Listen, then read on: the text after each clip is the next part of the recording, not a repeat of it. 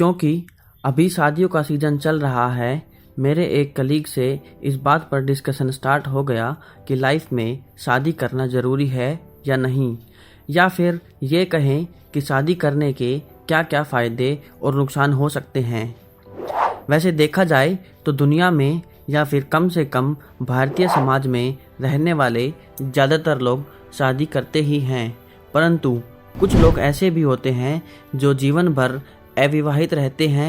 हमें बहुत सारे लोगों के ऐसे उदाहरण मिल जाते हैं जिन्होंने शादी नहीं की और जीवन में बड़ी बड़ी ऊंचाइयां हासिल की, और कुछ उदाहरण ऐसे भी लोगों के मिल जाते हैं जिनकी सफलता में उनके जीवन साथी का बहुत बड़ा हाथ होता है। तो चलिए चर्चा करते हैं इस बात पर कि शादी करने के क्या क्या फ़ायदे और नुकसान हो सकते हैं।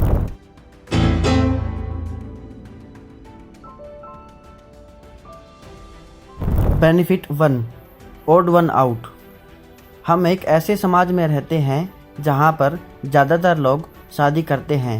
ऐसे समाज में जो लोग शादी नहीं करते वो वैसे ही अलग हो जाते हैं और अलग नज़रों से देखे जाते हैं। जैसे बहुत सारी लड़कियों के बीच में एक लड़का, या फिर बहुत सारे लड़कों के बीच में एक लड़की, या बहुत सारे बच्चों के बीच में एक बड़ा आदमी।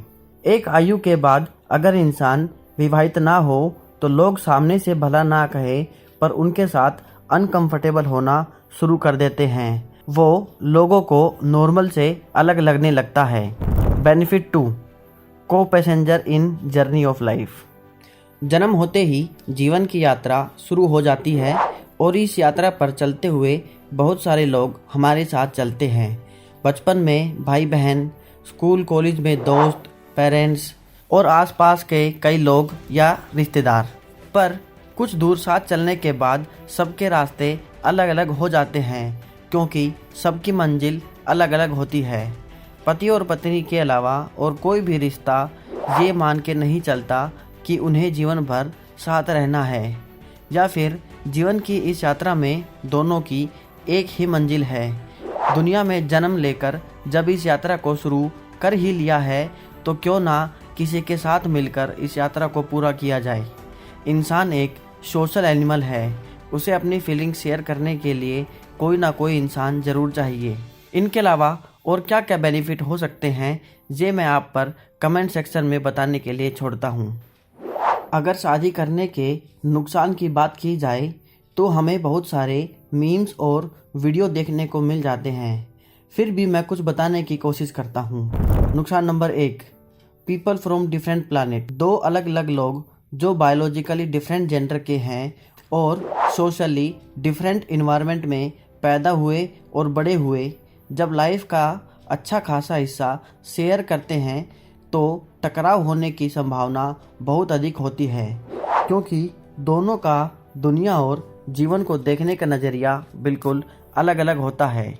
इस बात पर तो पूरी एक बुक लिखी हुई है, men are from Mars and women are from Venus. नुकसान नंबर 2, लॉट्स ऑफ एडजस्टमेंट। केवल दो लोगों के आपस में एडजस्ट करने की बात होती तो शायद उतनी बड़ी प्रॉब्लम नहीं होती, पर एक लड़की को एक नए परिवार के हर इंसान के साथ एडजस्ट करना होता है और नए परिवार के हर मेंबर को एक डिफरेंट कल्चर की बिल्कुल डिफरेंट थिंकिंग रखने वाली लड़की के साथ एडजस्ट करना होता है, और ये एडजस्टमेंट स्मूथली होने के चांस बहुत कम होते हैं। खास करके आज के ज़माने में जो कि एक ट्रांजिशन फेज से गुजर रहा है, जिसमें पेरेंट्स एक बहुत ही अलग जनरेशन से बिलोंग करते हैं जिसकी थिंकिंग बिल्कुल अलग है आज की जनरेशन से।